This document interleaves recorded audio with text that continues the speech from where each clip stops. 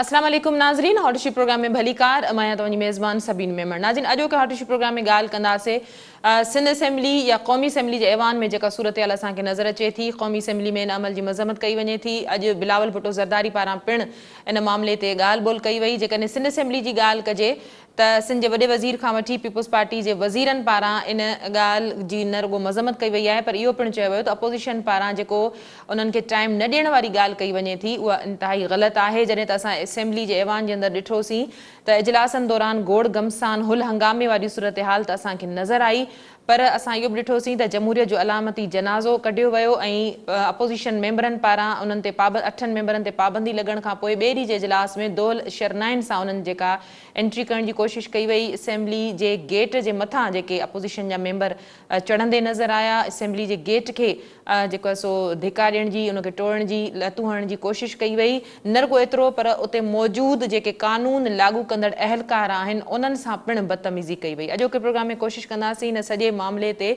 त आख़िर एहतजाज जा मुख़्तलिफ़ तरीक़ा आहिनि, एहतजाज जा इहे ग़ैर जमहूरी तरीक़ा छो था अपनाया वञनि। अॼोके प्रोग्राम में इन हवाले सां असांखे ॻाल्हाइण जे लाइ जॉइन कयो आहे पीपुल्स पार्टी सां तालुक़ रखंदड़ मेंबर सिंध असेंबली ग़ज़ाला सियाल साहिबा। ग़ज़ाला वॾी महिरबानी तव्हां असांजे प्रोग्राम में जॉइन कयो। MQM मां असांखे Mangla Sharma member Sindh Assembly join कयो आहे। मंगला तव्हांखे बि भली कार, तव्हां प्रोग्राम में जॉइन कयो। तमाम घणी महिरबानी सभिनी तव्हांजी। ग़ज़ाला छा चवंदो ही जेका सूरत हाल असेंबली में केतिरे वक़्त खां असांखे ॾिसण में अचे पई, जॾहिं खां इजलास हलनि पिया, मुख़्तलिफ़ गोड़ गमसान हुल हंगामो असांखे नज़र आयो, पर ही जेको असेंबली में असांखे मेंबरनि खे अगवा थींदे इन तरह जी सॼी सूरत हाल उन्हनि खे गाॾियुनि में खणंदे बि नज़र आयो। पर ही जेको गुज़िरियल 2-3 ॾींहंनि खां सूरत हाल असां ॾिठीसीं, अलामती जनाज़ा वरी दोल शरनाइन सां एंट्री करण जी कोशिश कई वई। पहिरियां त बिस्मिल्लाह रहमान रहीम भेण, तमामु अहम ऐं असांजा सिंध जा माण्हू जेके ॻाल्हियूं ॾिसंदा ॿुधंदा हूंदा त उन्हनि खे तमामु घणो अफ़सोस थींदो हूंदो त जिन्हनि माण्हुनि खे असां वोट ॾेई ऐं पंहिंजनि मसइलनि जे लाइ कानून साज़ी करण जे लाइ उन्हनि असां मोकिलियो आहे, एॾा भारी भरकम ख़र्च करे, एॾा ॾींहं ज़ाया करे। त तव्हां ॾिठो त जेको बजट पहिरियां थिए हर दफ़े कंदा पिया अचनि, हर पंहिंजो जेको प्राइवेट डे हुयो उनखे बि इहे ख़तमु करे किल करे छॾींदा हुया। बजट इजलास जॾहिं शुरू थी त बजट में वज़ीर आला सिंध स्पीच पियो करे, उनखे स्पीच न करण, बजट पेश करण न ॾिननि। बहरहाल उन हिमत करे बजट पेश करे छॾी। हाणे बहस शुरू थींदा आहिनि 5 ॾींहं, सभिनी खे ख़बर आहे 5 ॾींहं। हाणे 5 ॾींहंनि में जेको हिननि शुरू कयो तमाशो, MQM त वॉकआउट करे वई सफ़ा, असां न कंदासीं, असां स्पीचूं न कंदासीं। त वरी कमेटी ठाही वई त बाबा आख़िर तमामु स्मूथली CM जी बजट खां पोइ तकरीर खां पोइ स्मूथली हले पियो। ज़ाहिर आहे अपोज़िशन जो कमु आहे तनक़ीद करणु, ऐं तनक़ीद बराए इस्लाह कबी आहे। तनक़ीद बराए तनक़ीद जो तव्हां लही ईंदव त उनजो इलाही ग़लति इफ़ेक्ट पवंदो आहे। बहरहाल PTI वारनि बि सभिनी कयूं, हुननि वॉकआउट करे छॾियो। असेंबली जूं मीटिंगूं थियूं, हिननि जा जेके अपोज़िशन लीडर हुयो, असांजा पार्लियामेंट्री असांजो मिनिस्टर CM साहब पाण हिननि सभिनी खे, हलीम आदिल खे, हिननि सभिनी खे घुराए, ऐं नद कुमार हुयो होॾां जेके हुननि जा आहिनि MQM जा, हुननि खे घुराए। उन्हनि इहा ई ॻाल्हि कई त असां अॻिते स्मूथली इहो बजट इजलास हलाईंदासीं। बजट इजलास हलंदो रहियो MQM वारनि सां। ज़ाहिर आहे जेको पहिरियों जेको न फिरदौस शमीम साहब जॾहिं अपोज़िशन लीडर हुयो, जॾहिं PTI, त तमामु सुठे तरीक़े सां हलो गोड़ गमसान बि थींदो हुयो, पर हो वञी सुठे तरीक़े सां उन्हनि जेके अपोज़िशन जा MQM हुजे, GDA हुजे, उन्हनि खे वठी अची विहारींदो बि हुयो, उन्हनि खे ॻाल्हि सम्झाए। पर जॾहिं खां हलीम आदिल शेख साहब आयो आहे त माहौल खे एॾो ख़राब करे छॾियो अथनि, पंहिंजा ई जेके अथनि माण्हू उन्हनि खे बि स्पीच नथा करण ॾियनि, पंहिंजो पाण खे बि स्पीच न करण ॾियनि। मंगला असां सां गॾु आहे। मंगला, तव्हां बि इजलास में मौजूदु आहियो, इन तरह जी जेका सूरत हाल थी, अपोज़िशन मेंबरनि तरफ़ां जेका सूरत हाल जेको हुल हंगामो कयो वियो, छा चवंदव? ॾिसो, जेको हे असां रुगो सिंध असेंबली ताईं महदूद न रहूं, हालात अहिड़ा थी विया आहिनि कि हर असेंबली में इन बजट में तव्हां ॾिसंदव बलोचिस्तान असेंबली में छा थियो, तव्हां इहे ॾिसंदव क़ौमी असेंबली में छा थियो, ऐं यकीनन सिंध असेंबली में बि थियो। छाकाणि कि इहे हिकिड़ो ट्रेंड ठही वियो आहे कि जेके अपोज़िशन में उहो तनक़ीद त कंदी आहे, ऐं जेके हुकूमत में, हाणे पीपल्स पार्टी सिंध में हुकूमत में आहे, त हुनखे वाकई बुरो लॻंदो आहे कि भई CM खे तकरीर नथी थिए, बजट में हंगामो थिए थो। बिल्कुलु ठीकु आहे, लेकिन इहा ई सभु मंगला पीपल्स पार्टी खे बुरे लॻण जी ॻाल्हि न आहे, मां जमहूरी रिवायतनि जी ॻाल्हि थी कयां, इन ॻाल्हि में को शक न आहे त माज़ी में बि इन तरह थींदो रहियो आहे। पर मां इहा तव्हांखे चवां थी, इहा लॻे थो न कि भई CM खे न करे सुठी ॻाल्हि न आहे, केवल करण ॾियणु खपनि। अहिड़े ई तरीक़े सां कमु क़ौमी असेंबली में बि थींदो आहे। अच्छा, ॻाल्हि इहा रही कि असांखे एतिराज़ हिन ॻाल्हि ते थियो कि जेकॾहिं इन्हनि कल जेके MPs आया हुया जी, उन्हनि खे गेट खां MPA खे अगरि हूंदो आहे न तो हाउस में अचण ते पाबंदी हूंदी आहे, लेकिन असेंबली जे अंदर त उहे अची था सघनि न। इन्हनि असेंबली जा गेट ई बंदि करे छॾिया। ये बि तो पार्लियामेंट रिवायत न आहे, जमहूरियत न आहे। इन ॻाल्हि खे असां कंडम बि कयूं पिया कि असेंबली में MPs खे असांजो पंहिंजा MPA जेके हुया उहो बि अंदरि न पिया अची सघनि, त इहा ॻाल्हि बि त सही न आहे न। इनखे त असां कंडम कयूं पिया। पर मंगला असेंबली जे स्पीकर खे कार्रवाई करण जो हक़ त आहे न, हुन पंहिंजी कार्रवाई जो जेको आहे राइट इस्तेमालु कयो।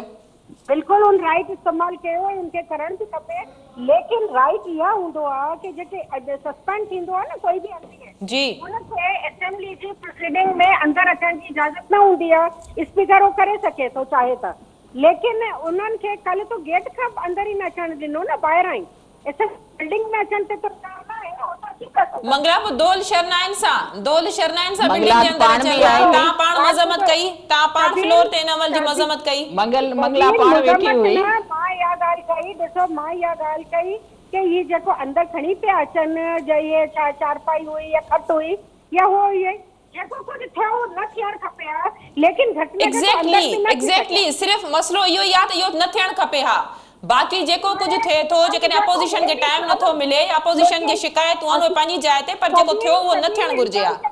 सभिनि हिन ॻाल्हि खे बि ॾिसो, हे बि न थियणु खपे हा कि असां MPs खे आख़िर उन्हनि खे बिल्कुलु गेट ते रोके वियो। तव्हां जेको हुन सां फालतू माण्हू हुया उनखे न अचणु ॾियो, MPA खे त अचणु ॾियो न, उनखे छो बंदि कयो, उनखे छो न अचणु ॾिनो, उन्हनि खे छो गेट ते मथे चढ़णो कयो, हो त ग़लति ॻाल्हि थी न। वॾी महिरबानी मंगला शर्मा, तव्हां पंहिंजो मौक़ो ॾियण जे लाइ असांखे जॉइन कयो। नाज़रीन, इन वक़्तु असांखे मेंबर्स इन असेंबली PTI सां ताल्लुक़ रखंदड़ आदिल अहमद साहब भी ज्वाइन किया। आदिल, वेलकम कहती हूँ, आपने प्रोग्राम में ज्वाइन किया। आदिल, ये सब क्या था?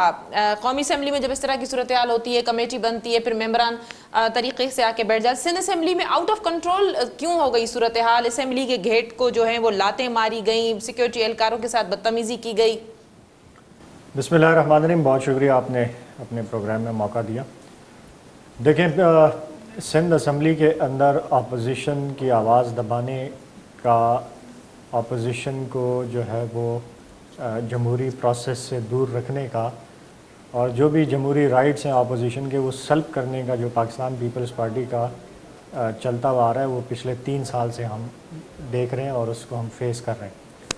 इस बजट इजलास में भी वही कुछ पाकिस्तान पीपल्स पार्टी ने किया जिस पे वो यकीन रखते हैं, यानी जमहूरियत के गला घोंटने पर। नाम की जमहूरियत और ना इस्तेमाल करने के लिए और उस जमहूरियत का राग अलापने तक तो पाकिस्तान पीपल्स पार्टी बहुत बड़ी उसकी एडवोकेट है, लेकिन असल में हकीकतन जहाँ जमहूरी रिवायात का पास रखना चाहिए, जहाँ अपोजिशन को की को एग्जिस्टेंस पर यकीन रखना चाहिए, वो उस पर यकीन नहीं रखती पाकिस्तान पीपल्स पार्टी। और उसका अगर हम देखें दैट डेट्स बैक टू जब इसमें कमेटीज़ के अंदर जो है वो अपोजिशन के मेंबरान को शामिल नहीं किया पाकिस्तान पीपल्स पार्टी ने।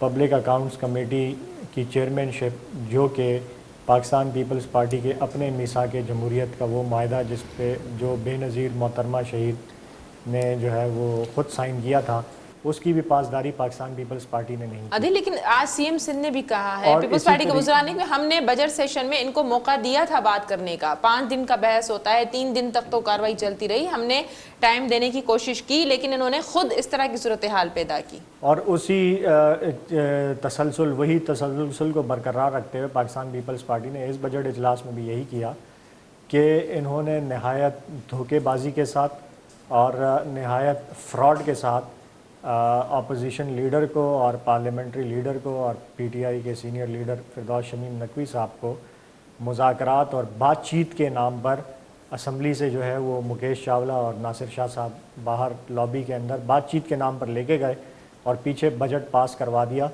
उसी दौरान। और पार्लियामेंट्री लीडर GDA की भी, उनको भी तकरीर नहीं करने दी गई। किस में? बजट इजलास में। जी बजट के सेशन में GDA के पार्लियामेंट्री लीडर को तकरीर नहीं करने दी गई, PTI के पार्लियामेंट्री लीडर को तकरीर नहीं करने दी गई, और लीडर ऑफ द ऑपोजिशन को तकरीर करने नहीं दी गई, धोखे के साथ, फ्रॉड के साथ। और हम तो एक गुडविल के असम्बली का इजलास जो है वो बेहतर चले और अच्छे माहौल में जो है वो बजट का इजलास इख्तिताम पजीर हो, उस चीज़ के उसको तो फॉलो करते एहतजाज हुए का कोई जमहूरी तरीका अख्तियार किया हमने जाता जो है? है वो हम उस मुज़ाकरात और उस बातचीत पर पीपल्स पार्टी के साथ गए और उन्होंने पीछे इस तरह का धोखा देकर एक बजट मंजूर करवाया और तकरीरें जो है वो अपोजिशन लीडर को और पार्लियामेंट्री लीडर को नहीं करने दी। फिर जब ये इन्होंने किया, जब इन्होंने अपोजिशन लीडर और पार्लियामेंट्री लीडर को तकरीर नहीं करने दी गई, तो उसके अगले सिटिंग में जो है वो पाकिस्तान तहरीक इंसाफ एज बड़ी अपोजिशन जमात के ये हक रखती थी कि वो असम्बली के अंदर अपना रिकॉर्ड एहतजाज जो है वो रिकॉर्ड करवाएं। जमहूरी एहतजाज का तरीक़ाकार जमहूरी होना चाहिए। ये जो अलामती जमहूरियत का जनाजा निकाला गया असेंबली में, आप समझ रहे हैं कि जमहूरी तरीके? बिल्कुल जमहूरी तरीक़ाकार था। हमने खड़े होकर स्पीकर को ये नहीं कहा कि हम तुम्हें जूता मारेंगे, जिस तरह नेशनल असम्बली में अपोजिशन ने स्पीकर ऑफ नेशनल असम्बली को कहा। हमने जिस तरह बजट बुक्स मारी गई थी, हमने कोई बजट बुक्स नहीं मारी उनको, हुकूमत को, जिस तरह अपोजिशन ने वहाँ नेशनल असम्बली में मारी हुकूमती अरकान को। हमने जो है वो किसी किस्म के जूते नहीं मारे जो माजी में सिंध असम्बली में होता रहा है। जब निसार खोड़ो साहब अपोजिशन लीडर थे, बजट की बुक्स जो उन्होंने असम्बली के अंदर जलाई थी, आग लगाई थी उनको, वो हमने कोई गैर जमहूरी तरीका इख्तियार नहीं किया। हमने माइक पे खड़े होकर किसी अरकान को, किसी रुकन को गाली नहीं दी, जो कि पीपल्स पार्टी के ख़वातीन अरकान ने इस दफ़ा बजट में ज़बान इस्तेमाल की। वो जमहूरियत का तकद्दुस पामाल करने के वो कहलाता है। उससे जमहूरियत का तकद्दुस पामाल हुआ जब ख़वातीन मेंबर्स पीपल्स पार्टी की वहाँ से खड़े होकर अपोजिशन को जो है वो बाकायदा गालियाँ देते रहे।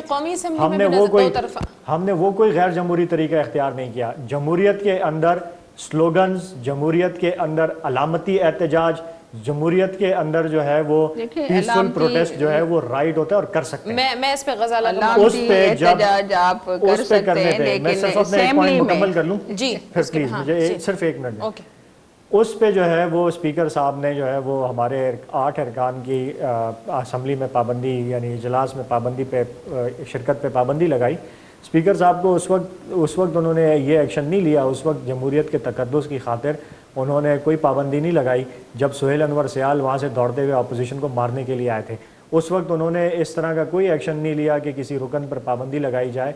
जब पीपल्स पार्टी की ख़वातीन अरकान ने कलामी दोनों जानिब से होती है, उस वक्त अपोजिशन मेंबरान की जो गैर पार्लियामानी लैंग्वेज थी, कुछ अल्फाज थे, तो ये जो दोनों जानिब हुकूमती मेंबरान हो या अपोजिशन, दोनों हमारी तरफ से कोई किसी किस्म की गालम गलोच नहीं हुई। चेयरमैन बिलावल भुट्टो जे लाए जेके वर्ड गलाया विया हुआ, जॾहिं तव्हां ये स्पीचूं कयूं, ॻाल्हियूं कयूं, तव्हांखे हर मौक़ो मिलियो। तव्हां स्टार्टिंग वानी जे अदील चए थो न, तव्हां स्पीचूं कढाए ॾिसो। तव्हां स्टार्टिंग में ॾिसो, पहिरियों त तव्हां CM साहब खे बजट पढ़ण ई न पिया ॾियो, बजट पेश करण ई न पिया ॾियो। जेको तमाशो कयो हन, सभु उथी बीठा हुया, MQM ऐं सभु PTI वारा सभु हुया, त उनखे स्पीच न पिया करण ॾियनि। छा तव्हां खां असां इहो बईद करे सघूं था जो वज़ीर आला स्पीच करे ऐं तव्हां इहे वरी तमाशा कयो? तव्हांखे फुल टाइम ॾिनो वियो, हिननि खे फुल टाइम ॾिनो वियो। हिननि खे एतिरो बि चयो पियो वञे, स्पीकर पियो चवेनि, पार्लियामेंट्री मिनिस्टर बार बार चवेनि पियो त तव्हां MQM खे बि वठी अचो। चवे पिया MQM जो कह रही है कि हमें आधा घंटा दे, भाई सबको जो टाइम मिला है आप ले आए वो, क्योंकि हलीम आदिल जो कम हुयो, अपोजिशन लीडर हुयो, उन्हनि खे परचाए वठी अचे हा। असांजो कम हुयो, हिननि जेको कमु कयो हिन ॿुधायो त मीटिंग बि कई हुयनि। जॾहिं मीटिंग्स बि थी वियूं, उन में ॻाल्हियूं तय बि थी वियूं, सभु कुझु थी वियो, त पोइ तव्हां इहे गोड़ करणु, इहे तमाशा करणु, MQM तव्हां रोज़ ॾिसो पिया। असां कोई बि स्पीच फज़ीलत सां कंहिं बि न, रोज़ MQM वारा अची तमाशो कंदा हुया, रोज़ कंहिंजी बि स्पीच फज़ीलत। जॾहिं तव्हां असांजे चेयरमैन खे न छॾींदव, असांजे को चेयरमैन खे न छॾींदव, असांजे लीडर लेडीज़ लीडर खे उन्हनि खे न छॾींदव, छा असांजे पासे ॾों कोई बि जवाबु न अचे? सभु रुगो ख़ामोशी। तव्हांखे हक़ आहे, तव्हां गारियूं ॾियो, जेको कुझु कयो, जेको सीटियूं असेंबली में बजट में वज़ीर आला तकरीर थो करे, सीटियूं था वॼाइनि, इहे छा इहे पार्लियामानी तव्हांजा जेके आहिनि उसूल आहिनि इहे हूंदा आहिनि। तव्हां रड़ियूं था कयो, तव्हां सीटियूं था वॼायो। मैं बहरहाल वज़ीर आला पंहिंजी स्पीच कई, पर तव्हांखे जॾहिं मौक़ो हुननि MQM वारनि चयो त असांजो जेको उन्हनि जो अपोज़िशन जो माण्हू हुयनि उन्हनि खे तकरीर कराए हलिया विया। हे सभिनी ख़ामोशी सां ॿुधो त MQM वारनि पाण हम नहीं करेंगे, बस इनको दे दें, ये तकरीर करेंगे नवीद कमर के। वो तकरीर ॾाढी तमामु सुठे तरीक़े सां कलाक असां कंहिं बि आप निकाल कर दें कि अदील कि हम लोगों ने कोई शोर किया हो, कोई बात की हो, हुनखे कराए विया। हिननि जे लाइ तमाशो कयनि, हिननि पाण बि स्पीचूं कयूं, अदील वारनि बि ॻाल्हायो, सभिनी स्मूथली हुयो। पोइ अचानक छा थी वियो तव्हांखे? अचानक GDA वारनि बि सभिनी कयो, GDA जी तव्हां पाण ॾिठो, ॿियनि सभिनी सुठे तरीक़े सां ॻाल्हायो। आई ॻाल्हि अदी असांजी भेण, बाबा तूं सुठी तकरीर करें थी, हिकदमि तोखे छा थी वियो? हिकदमि रड़ियूं करणु, चीखूं करणु। और स्पीकर साहब आपका टाइम पूरा हो रहा है, आप बंद करें। आपका टाइम पूरा हो रहा है। 20 मिनट ॻाल्हाएं, हालांकि 10 मिनट हुयो, 20 मिनट ॻाल्हाएं, आपका टाइम ज्यादा हो गया। आपको टाइम भी दिया जाए, आप सब कुछ करें, फिर भी हम पर इल्जाम लगाएं। जमहूरी तरीके से जब काम हो रहा था तो हलीम आदिल भी ॻाल्हाया। हलीम आदिल जॾहिं तव्हां एॾा तमाशा कंदव अहिड़े तरीक़े सां त तव्हां असां चुप करे या स्पीकर चुप करे वेही त कोन ॾिसंदो।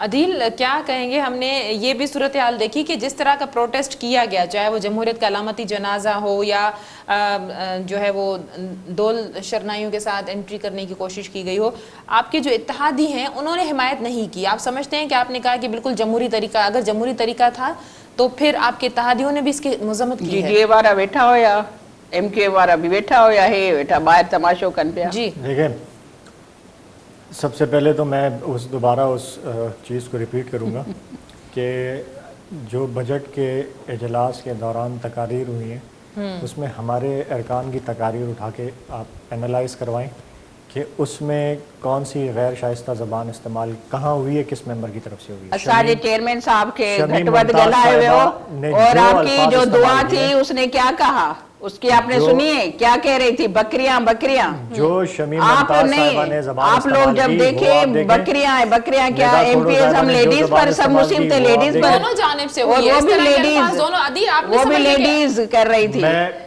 मैं आपको दोबारा से इसीलिए मैंने ऑफर की ना ये। आप मैं कह रहा निकाल कर खुद देखे ना कि मैं कह रहा कौन हूं, कहाँ आप पर ये निकाल के बुराई देखें, है। आप निकाल के देख लें कि किस तरफ से नाशाइस्ता ज़ुबान इस्तेमाल हुई है। हमारी तरफ से अगर आप एक जुमला भी नाशाइस्ता पॉइंट आउट करेंगे, मैं खुलम खुला उसकी माफ़ी मांगूंगा। इस तरह के जो ये प्रोटेस्ट पीपल्स किया पार्टी गया, की रिवायत है, पीपल्स पार्टी की रिवायत है, जमहूरियत का नाम पीपल्स जरूर लेते पार्टी की हैं। करप्शन की रिवायत को आप लेकिन खत्म करना चाह रहे हैं, पीपल्स पार्टी के दूसरे, तो आप इस रिवायत को भी खत्म करें ना, इसको कंटिन्यू करने की क्या जरूरत है? अगर माजी में भी ऐसा होता रहा है, मैं बिल्कुल आपसे- हुआ है, अफसोसनाक है, लेकिन अब भी होता रहे, मैं ये इससे आपसे ज्यादा। इसीलिए अर्ज कर रहा हूँ कि दोनों तरफ की तकारीर उठा के देख लें।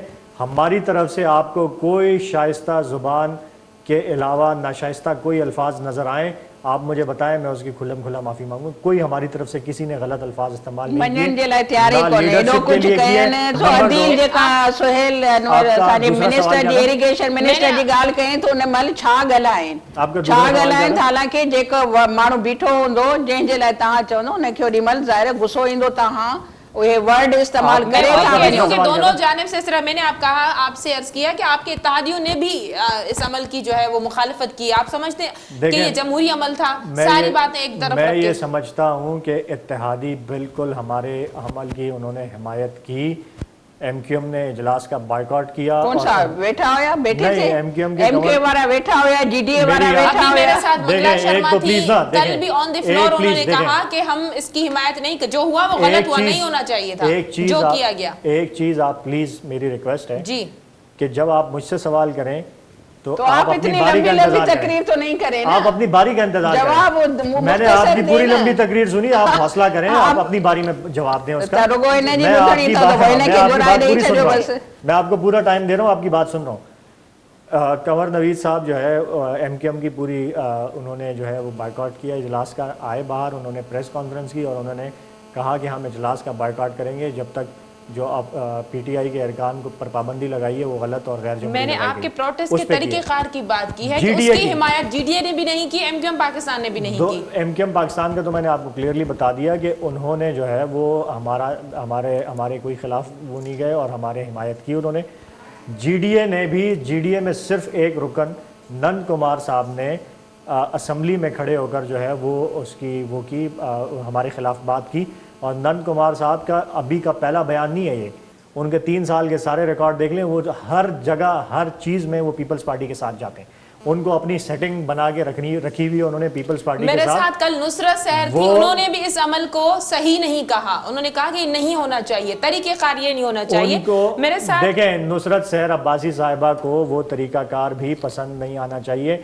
जब उनके दौर में, जब माजी में वो थी इस पार्लियामेंट में और खड़े होके जो जूते उन्होंने मारे थे स्पीकर को, और ये वो भी नहीं होना चाहिए कि नुसरत सहर अब्बासी साहिबा जब अपनी तकरीर कर रही थी तो खड़े होकर CM को जो जूता दिखाया था बिल्कुल वो भी गैर बात। गलत मेरे ख्याल से आपने कहा कि सिर्फ नंद कुमार, मैंने आपको बताया कि मेरे साथ मंगला शर्मा ने भी। मैं आपको इसलिए कह रहा हूँ कि नुसरत सहर अब्बासी साहिबा ने हमारी हिमायत की और ग्रुप के ऊपर और आम उस पे मीडिया पे मुझे बिल्कुल कल नुसरत मेरे साथ ही प्रोग्राम मीडिया पे मुझे नहीं पता कि हम मजम्मत करते आपके हैं साथ कि प्राइवेटली PTI उनकी वालों क्या की। बात हुई, लेकिन उन्होंने जो है प्रोग्राम में मेरी बात GDA में से सिर्फ एक शख्स जो है नंद कुमार साहब सभी बैठा होया, जो अपनी सभी सेटिंग बैठा बना के होया, बैठे 5-6 हुए हैं। लोग, रिकॉर्डिंग है, 5-6 लोग बैठे हुए थे, GDA के बिल्कुल। 5-6 लोग बैठे थे। पीपल्स पार्टी के साथ अपनी सेटिंग बनाने के चक्कर में हर दफा वो PTI के खिलाफ जो है वो बात करते हैं। उनका ये पहला बयान नहीं है, वो सिर्फ इस पे नहीं है, वो हर मसले में पीपल्स पार्टी के साथ जाते हैं और जॉइंट ऑपोजिशन के अच्छी खिलाफ बात है बयान ना, देते हैं। अच्छी बात है। तो सोरठ थे वो मेरे साथ हैं। वो उनका जो है वो तरीकाकार है, उनको अपनी सियासत जो है उसको जिंदा रखने के लिए कि कल को अगर खुदा न खास्ता GDA जिस तरह सुकड़ रही है तो कहीं और जो है आपके वो इत्तेहादी हैं, आपके इत्तेहादी हैं, कहीं नाराज ना हो जाए आपकी बात सुन के। मेरे साथ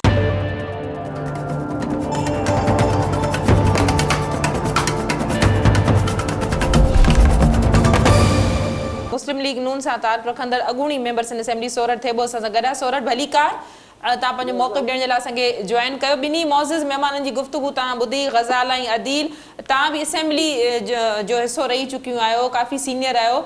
जंहिं तरीक़े जी रविश हिन वक़्तु असेंबली में असांखे नज़र अचे थी, जहिड़ा अमल दोहराया वञनि था एहतजाज जा, जेकॾहिं सिर्फ़ु एहतजाज ते ॻाल्हि कजे, माज़ी में बि ईअं थींदो रहियो आहे, पर मौजूदा जेका अपोज़िशन आहे उन जंहिं तरह जूं रिवायतूं बरक़रार रखियूं आहिनि, तव्हां छा चवंदो, इहो जमहूरी एहतजाज चई सघिजे थो? महिरबानी सभी, ॾिसो एहतजाज करण अपोज़िशन जो जेको आहे सो हक़ हूंदो आहे। एहतजाज कजे, असां बि कंदा हुआसीं, तमामु घणो कंदा हुआसीं। स्पीकर जे डाइस जे अॻियां अची वेंदा हुआसीं, एहतजाज कंदा हुआसीं, वेही रहंदा हुआसीं, धरना हणंदा हुआसीं, पर असां कॾहिं बि बदतमीज़ी न कंदा हुआसीं। कॾहिं जेकॾहिं कंहिंखां नंढड़ी शइ ग़लती थी वेंदी हुई, हालांकि असां सां हुकूमत धुर जे जेको आहे सो औरतुनि जे हवाले सां हिकु ॿ दफ़ो बदतमीज़ी कई वई, पर पोइ हुन सां एक्सक्यूज़ थियो। पर हिन क़िस्म जी जेका हाणे जेका पार्लियामेंट जे अंदरि जेका बदतमीज़ी जेका थी आहे, उहा जेका आहे सा हिकु तारीख़ जो हिकिड़ो गंदो बाब ठही वियो आहे, तारीख़ जो हिकिड़ो स्या बाब ठही वियो आहे। त तव्हांजी पार्लियामेंट जेका मुक़दस आहे, जेका सॼी क़ौम खे, जेका सॼी समाज खे जेका मैसेज ॾिए थी, उते जेकॾहिं तव्हांखे गारियूं, गंद, बदमाशी, भेण, किताब उछलाइण, बदतमीज़ी करणु, अहिड़े क़िस्म जी तारीख़ असां हिन दफ़े PTI हुकूमत में ऐं उनजे वर्कर में, शुरू में वर्कर में, हाणे त मिनिस्टरनि ऐं MPs MLA सभिनी इहा रवश अख़्तियार कई आहे। त तव्हां इहा मूंखे ॿुधायो त अहिड़े क़िस्म जी हालतूं कहिड़ो मैसेज ॾींदियूं असांजे समाज खे, दुनिया खे, त असांजा जेके इदारा आहिनि, जेके असांजे कानून साज़ इदारा आहिनि, जेके असांजा मोतबर इदारा आहिनि, जिते असांजा मोतबर माण्हू वेठा आहिनि, उहे अहिड़े क़िस्म जी रविश करे छा दुनिया खे असां मैसेज नथी PTI सां ताल्लुक़ रखंदड़ अदील बि मूंसां गॾु आहे, ग़ज़ाला बि आहे पीपल्स पार्टी जी सीनियर अॻवाना। माज़ी में बि हिननि जो चवण आहे त इन तरह थींदो रहियो आहे, जीअं अदील ॻाल्हि कई त GDA पारां बि थींदो रहियो आहे, पीपल्स पार्टी तव्हां माज़ी बि ॾिठो आहे, तव्हां हाल बि ॾिसो पिया। तव्हां माज़ी बि ॾिठो आहे, माज़ी में बि एहतजाज थींदा हुआ, माज़ी में बि सभु कुझु थींदो, पर अहिड़े क़िस्म जी बदतमीज़ी, अहिड़े क़िस्म जी गार गंद दम दुख्तर ॻाल्हियूं अहिड़े क़िस्म जी उछलाए कंहिंखे धक हणण अहिड़े क़िस्म जी कॾहिं बि कोन थींदी हुई, कॾहिं बि कोन थींदी हुई। कंहिं हिक अध खां जेकॾहिं थींदी हुई त उनजी मज़मत कई वेंदी, कंहिं हिक अध ग़लती कई थी वेंदी हुई त उनजी बि मज़मत थींदी हुई। पर हीअं जेको आहे इज्तिमाही तौर ते मिनिस्टरनि खां वेंदे सभिनी ताईं जेको आहे अहिड़े क़िस्म जी रवश असांजी पहिरियों दफ़ो ॾिठी आहे, तमामु पहिरियों दफ़ो ॾिठी वेंदी जी तमामु पहिरियों, छो त सॼो माज़ी जो रिकॉर्ड बि को लिखल छुपल त कोन्हे को, त हाणे बि जेकॾहिं क्लिक कयो त हिकदमि सॼो माज़ी जो रिकॉर्ड अची थो वञे। त अहिड़े क़िस्म जी जेका हाणे थी आहे उहा कॾहिं बि कोन थी आहे। इहो ई असां दुनिया खे मैसेज ॾियूं था, छा एतिरा ग़ैर मुहज़ब आहियूं जो असांजे पार्लियामेंट जे अंदरि को ग़ैर मुहज़ब ॿोली ॻाल्हाई वेंदी, ग़ैर मुहज़ब रवैया अख़्तियार कया था वञनि। त ही तव्हां ॾिसो त इहा जेका तरबियत आहे, जेका सियासी तरबियत आहे, इहे हिकिड़े क़िस्म जी हू आहे ठोस धांधली। तव्हां दावा करे, तव्हां दोस्त करे, तव्हां गारियूं ॾेई, तव्हां कहिड़ो बि तरीक़ो अख़्तियार करे तव्हां अपोजिशन खे या ॿिनि माण्हुनि खे रोब में रखो त असां ताक़तवर आहियूं, असां सभु कुझु करे सघूं था, सही असां तव्हांखे गार बि ॾेई सघूं था, असां तव्हांखे विड़ी बि सघूं था, असां तव्हांखे जेलनि में बि विझी सघूं था, असां तव्हांखे को आहे बेइज़तो करिणो आहे, तव्हांजे टीवी टॉक शोज़ में हुजे, तव्हांखे ॿियनि में हुजे, तव्हांखे छपड़ूं हणिणो हुजनि, असां सभु कुझु करे सघूं था। इहा आहे ॾाढाई, इहा आहे कूड़ी यकीनन हर पार्टी तरफ़ां थी वञे। सोरठ तव्हां बि मुज़मत कई, नून लीग पारां बि मुज़मत कई वई आहे, सभिनी पार्टियुनि पारां मुज़मत कई वई आहे। वॾी महिरबानी तव्हां पंहिंजो मौक़िफ़ ॾियण जे लाइ असांखे प्रोग्राम में जॉइन नून कयो। लीग ने मुज़म्मत की है, ये नून लीग ये नून लीग से पार्लियामेंट पे हमला करने वाले जो स्पीकर को कहते हैं हम जूता मारेंगे, जो ट्रैक्टर ट्राली कहते हैं अपोजिशन के मेंबरान को खड़े होकर, ये आज बिलावल ने भी कौमी असेंबली में ये कहा कि स्पीकर का काम है कि वो रूल्स पे अमल करवाएं। ये तो मैं यही कह रही हूँ कि हुकूमत और अपोजिशन मेंबरान दोनों को ये तय करना होगा कि ऐवान को चलाना है या नहीं चलाना। जिस पार्टी के तलाल चौधरी साहब पे सुप्रीम कोर्ट ने बैन लगाया हो कि कोई ओहदा नहीं रख सकते, जबान कंट्रोल में नहीं है उसकी, जिनके निहाल हाशमी साहब जो है वो जजेस को गालियाँ देने पर सज़ा भुगत चुके हैं, ये वो जमात कंडेम कर रही है। इनकी तो बेनज़ीर भुट्टो की कैरेक्टर असैसिनेशन करने वाली जमात जो है वो कंडेमनेशन करेगी। अदील, आपके इत्तेहादियों की बात हो रही थी, उन्होंने भी हिमायत नहीं की है इस अमल की, तो अपोजिशन या पीटीआई कह सकते हैं कि वो तो अकेली है ना सारे प्रोटेस्ट में। मैंने सिर्फ कहा कि जीडीए के एक रुकन ने जो है बाकी जो है जमहूरी एमके वारा भी वेठा हुया, हे बाहर तमाशो लायूं वेठा हुया, दोल शरनायो लाइ छा जेको करे आया, इहो अजीब क़िस्म जो हिकिड़ो नओं हिननि माहौल क्रिएट कयो आहे। कॾहिं पार्लियामेंट ज़माने में 70 साल हुकूमत ये ठही आहे, असेंबलियूं करारदादूं पास थियूं आहिनि पाकिस्तान जे लाइ, कॾहिं बि कायदे आज़म जे उन एरिया में जाते करारदाद, ये असेंबली का क्रेडिट तो है, सिंध असेंबली का ये क्रेडिट तो है, इतनी मुक़द्दस तो है सिंध असेंबली। ये मुनाफ़क़त कायदे आज़म जे लाइ दुआऊं घुराइनि ऐं उनजे अक़वाल ते, उनजे ॻाल्हियुनि ते, उनजे तक़रीरनि ते न हलो तव्हां, बाक़ी दुआऊं घुराइनि हमारे लीडर, हमारे कायदे आज़म जो उन एरिया जाते करारदाद पास थी, जाते पाकिस्तान जे लाइ मुनाफ़क़त तव्हां हे था कनि, मुनाफ़क़त हे था कनि। ॾिसो असां हिननि खे मौक़ो ॾिनो, हुकूमत जो कमु आहे मौक़ो ॾियणु, स्पीकर जो कमु आहे सभिनी खे वठी हलाइणु, ऐं तव्हां न हलायो, तव्हां बदमाशी कयो, ते माहौल खे ख़राब कयो, त ईअं थोरी थींदो आहे, ईअं न मैं उनकी भी फेवर नहीं कर रही, अगर माजी में भी बिल्कुल ये हुआ है, बात ये कि नहीं बहुत जूते भी दिखाए गए, लेकिन ये होना नहीं चाहिए, दिखाए नहीं गए, बाकायदा जूते मारे गए, कुर्सियां मारी गई हैं, माइक मारे गए एक दूसरे को, किताबों को आग लगाई है। आप असेंबली के गेट पे भी खड़े हुए थे, ऐसा कुछ नहीं किया, लातें मारी गई हैं, और जो सिक्योरिटी पुलिस वाले खड़े हुए थे उनको धमकियां दी गई। पाकिस्तान की तारीख में कभी ऐसा हुआ है कि लीडर ऑफ द ऑपोजिशन और पार्लियामेंट्री लीडर को बात ना करनी दी जाए और फिर अरकान पर पाबंदी लगाई जाए और फिर असेंबली के दरवाजे बंद कर दिए जाएं, मेंबर्स को जो है वो पार्लियामेंट के अंदर दाखिल न होने दिया जाए। ये जमहूरियत है पाकिस्तान पीपल्स पार्टी की, इसी जमहूरियत का हमने जो है वो अलामती जनाजा निकाला, जिसका असल में जनाजा पाकिस्तान पीपल्स पार्टी निकाल चुकी है। हमने कोई किसी को गाली नहीं दी, किसी पर हमला नहीं किया, किसी को मारा नहीं, किसी को वो नहीं किया। पाकिस्तान पीपल्स पार्टी की इस फैशिस्ट जमहूरियत के खिलाफ जिस फोरम पर जो भी हम प्रोटेस्ट कर सकते हैं वो हम जरूर करेंगे। फिरदौस शमीम साहब ने इस्तीफा देने का ऐलान किया है, इस्तीफा पेश किया गया है उनकी जानिब से, یا اس طرح کا کوئی فیصلہ واپس لیا گیا, یو ٹرن لیا گیا؟ فردوس شمیم نقوی صاحب نے جو استعفیٰ دینے کا فیصلہ کیا اس کی بنیاد بھی پیپلز پارٹی کی فیشزم ہے.